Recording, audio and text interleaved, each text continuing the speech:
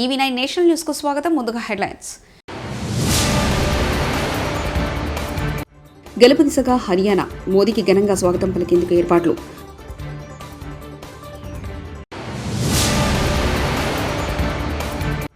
మూసీ ప్రాజెక్టుకు 1,50,000 కోట్లు అవుతుందని ఎవడు చెప్పడని బట్టి విక్రమార్క అంటున్నారు ఎమ్మెల్యే జగదీష్ రెడ్డి.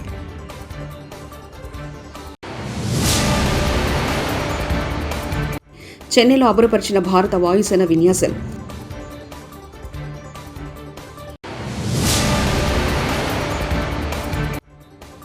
ఎన్టీఆర్, చిరంజీవి, బాలకృష్ణ, పవన్ కళ్యాణ్ సినీ ప్రశ్రమ నుంచి రాలేదా? వైఎస్ఆర్సీపీ శ్యామల.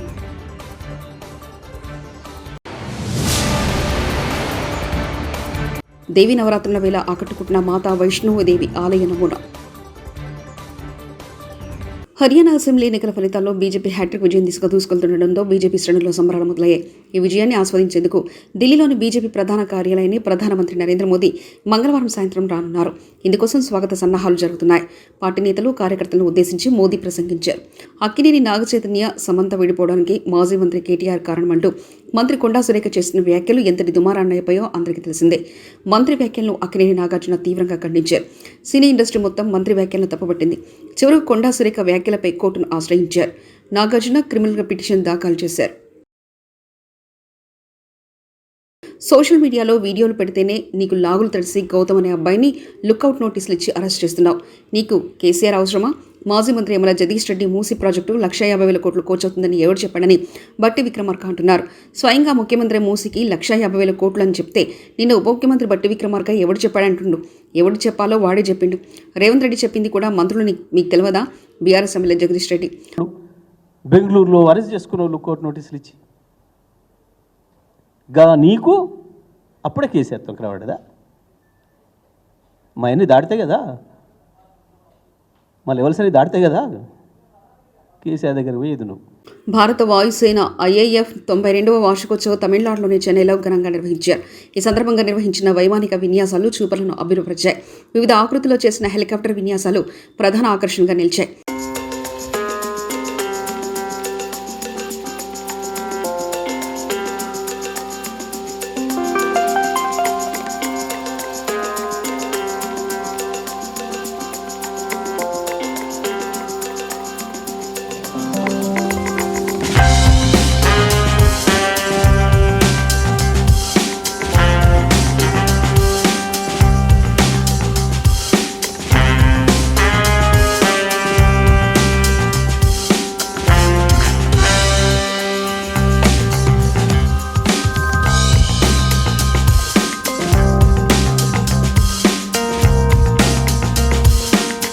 దేశవ్యాప్తంగా దేవీ నవరాత్రులు ఘనంగా జరుగుతున్నాయి. ఈ నేపథ్యంలో జైపూర్లో కొందరు నిర్వాహకులు వినూత్నంగా అమ్మవారి మండపాన్ని ఏర్పాటు చేశారు. మాతా వైష్ణోదేవిని దర్శించుకున్న అనుభూతి భక్తులకు కలిగేలా దీన్ని రూపొందించారు. వైష్ణోదేవి ఆలయానికి వెళ్లాలనుకున్నా వెళ్లలేని భక్తులకు అమ్మవారి దర్శనం కలిగించే ఉద్దేశంతో తామిలా నమూనా ఆలయాన్ని ఏర్పాటు చేసినట్లు నిర్వాహకులు తెలిపారు. ఈ నమూనా ఆలయాన్ని చూసేందుకు రోజు సుమారు 10,000కు పైగా భక్తులు వస్తున్నట్లు వారు చెప్పారు. అసలు దేవాలయాన్ని తలపించేలా ఇక్కడ మంచు గుహలు ఉండేలా నమూనాను ఏర్పాటు చేసినట్లు వివరించారు. వారణాసిలోని దుర్గాబరి ఆలయంలో 250 ఏళ్ల క్రితం నెలకొల్పిన అమ్మవారి విగ్రహాన్ని ఇప్పటికీ నిమజ్జనం చేయట్లేదు. ఈ విగ్రహాన్ని నిమజ్జనం చేయవద్దని సాక్షాత్తు అమ్మవారి కోరినట్లు ఇక్కడ ప్రజల విశ్వాసం. దసరా నవరాత్రుల సందర్భంగా 1767లో మట్టితో చేసిన అమ్మవారి విగ్రహాన్ని ఏర్పాటు చేశారు.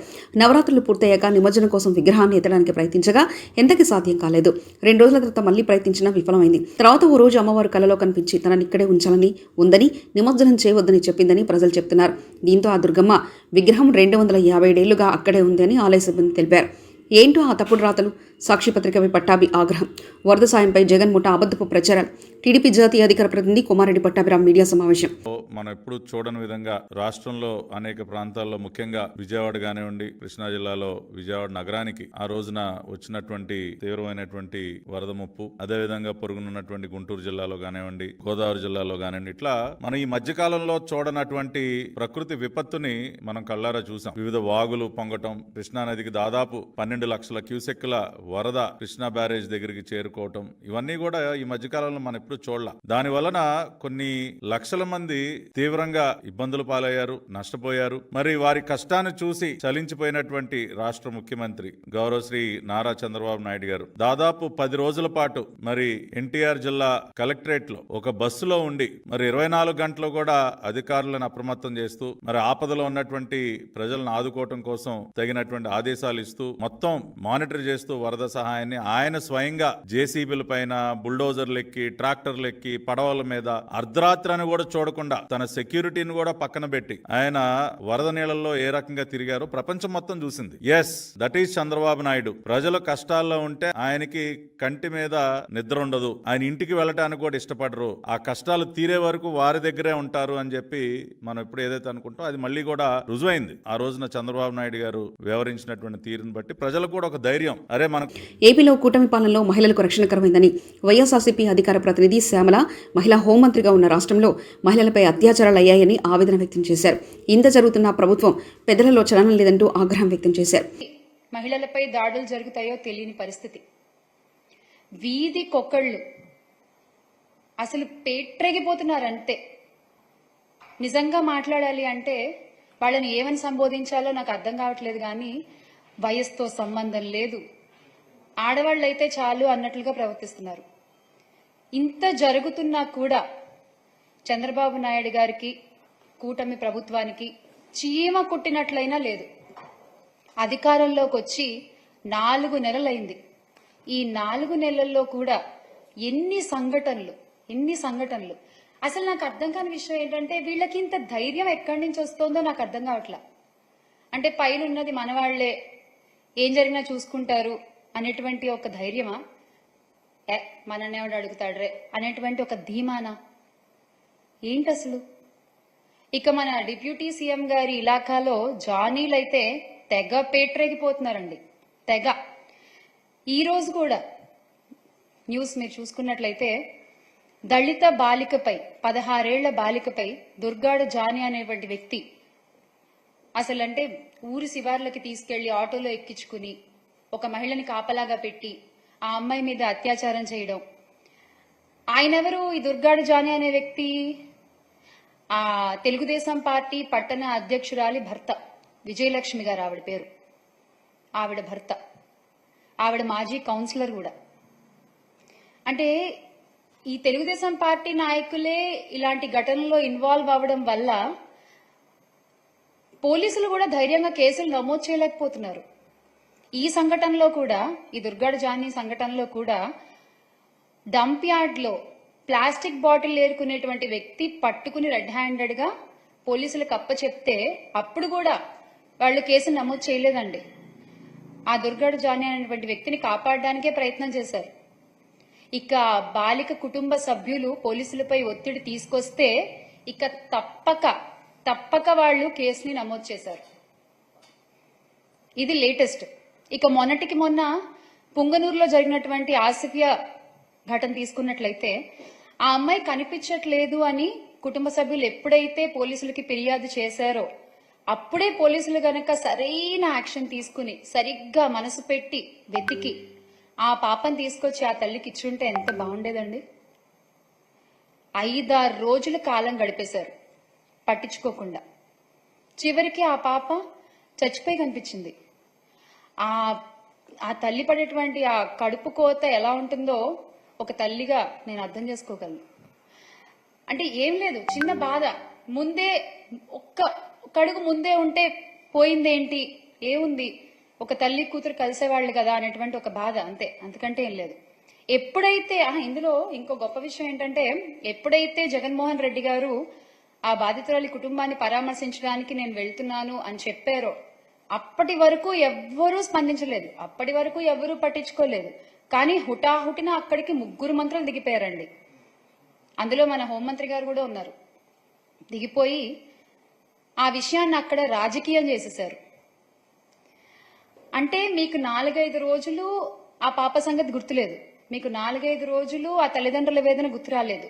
ఎప్పుడైతే జగన్మోహన్ రెడ్డి గారు వస్తున్నాను అక్కడికి నేను పరామర్శించడానికి ఆ బాధితురాలి కుటుంబానికి అని చెప్పారో అప్పుడు మీకు గుర్తొచ్చిందా అండి? అప్పుడు దాకా మీకు అసలు అక్కడికి వెళ్ళాలని కూడా అనిపించలేదా? నిజంగానా?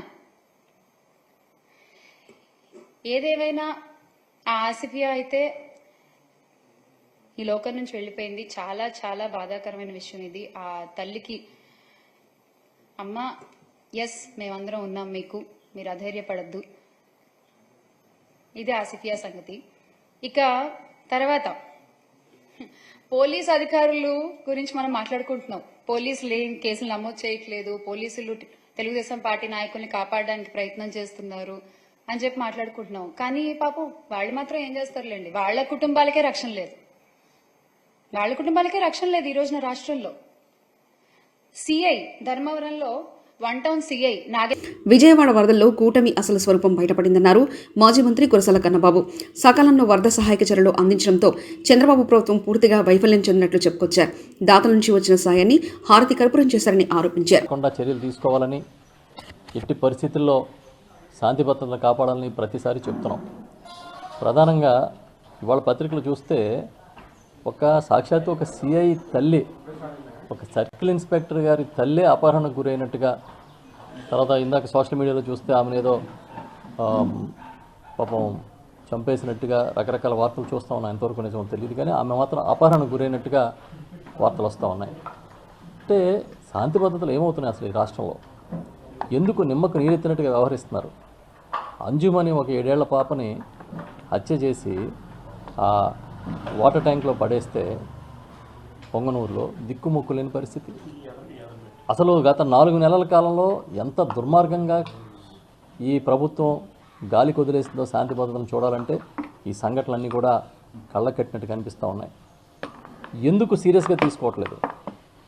ఎందుకు శాంతి భద్రతలు అదుపు చేసే కార్యక్రమం చేయట్లేదని చెప్పి మేము అడుగుతూ ఉన్నాం. అంటే పోలీసులు ఈ ఒత్తిడి మధ్య ఉన్నారా, లేకపోతే వాళ్ళకి ఏమైనా పెద్ద జరిగినా కూడా పట్టించుకోవద్దనే ఆదేశాలు వస్తూ ఉన్నాయా? ఎందుకు ఇంత నిర్లక్ష్యంగా వ్యవహరిస్తున్నారు? ఎందుకు ఇన్ని శాంతి భద్రతలకు సంబంధించిన విఘాతం కలిగే సంఘటనలు రోడ్డు మీదకి వస్తూ ఉన్నా, బయటకు వస్తూ ఉన్నా ఎందుకు మీకు నిమ్మకు నీరెత్తినట్టుగా ఉన్నారని మేము ప్రశ్నిస్తూ ఉన్నాం. వైఎస్ఆర్ పార్టీ అడుగుతుంది మిమ్మల్ని గట్టిగా, పోనీ ఒకటి కాతే మరొకటి వరుసగా ఇన్ని సంఘటనలు జరుగుతుంటే ఎందుకు మీరు స్పందించట్లేదు? ఎందుకు ఈ ప్రభుత్వం కఠినంగా విజయవాడ వరద బాధితుల కోసం సేకరించిన డబ్బులు ఏమిదని మాజీ ఎంపీ వైఎస్ఆర్సీపీ అధికార ప్రతినిధి మార్గాని భరత్ ప్రశ్నించారు. ఈ విషయం మై భారత్ మంగళవారం మీడియా సమావేశంలో మాట్లాడుతూ చంద్రబాబు ప్రభుత్వంపై మండిపడ్డారు. ప్రధానమైన అంశాలు ఇంకా ఆంధ్రప్రదేశ్ రాష్ట్రంలో ఆంధ్రజ్యోతి పేపర్ రాస్తూ ఉన్నారు.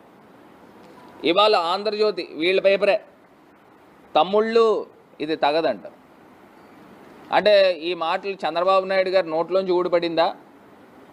తమ్ముళ్ళు ఇది తగదంటే అంటే దేని గురించి తగదని ఆయన రాస్తున్నారని అంటే, దారి తప్పుతున్న కొందరు ఎమ్మెల్యేలు, దుకాణాలు మాయే, మద్యం షాపులపై ఎమ్మెల్యేలు నేతలు పెత్తనం, అనుచరులు సిండికేట్లతో దరఖాస్తులు,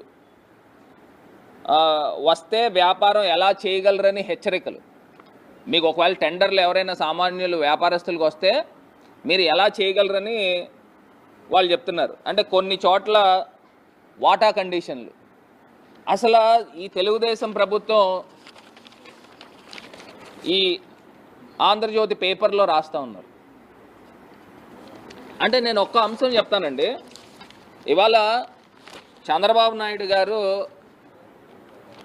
ప్రధానమైన ఆదాయ వనరులు ఎక్కడి నుంచి వస్తున్నాయండి? మైన్స్ నుంచి, వైన్స్ నుంచి వాళ్ళు తీసుకురావాలి. ఆంధ్రప్రదేశ్ రాష్ట్ర ఖజానాకి సంపద సృష్టిస్తామని చెప్పారు. అంటే సంపద రాష్ట్రానికి సృష్టిస్తున్నారా, లేకపోతే మీ ఎమ్మెల్యేలకి మీ నేతలకి సంపద సృష్టిస్తున్నారా అనేది ఒక్కసారి ఆలోచన చేయాలి. ఎందుచేతనంటే ఒకటే అంశం చెప్తున్నానండి. ఇప్పుడు వీళ్ళు సిండికేట్ల కింద గెలుపు దిశగా హర్యానా మోదీకి ఘనంగా స్వాగతం పలికేందుకు ఏర్పాట్లు.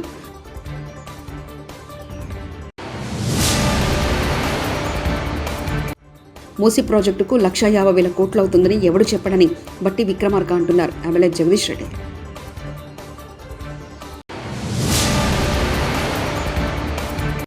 చెన్నైలో అబ్బురపరిచిన భారత వాయుసేన విన్యాసాలు.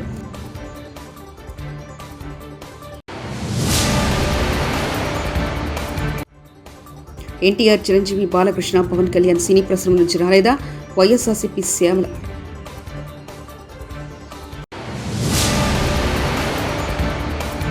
దేవీ నవరాత్రుల వేళ ఆకట్టుకుంటున్న మాతా వైష్ణోదేవి ఆలయ నమూనా. ఇవి బులెటిన్ విశేషాలు. చూస్తూనే ఉండండి EV9 నేషనల్ న్యూస్.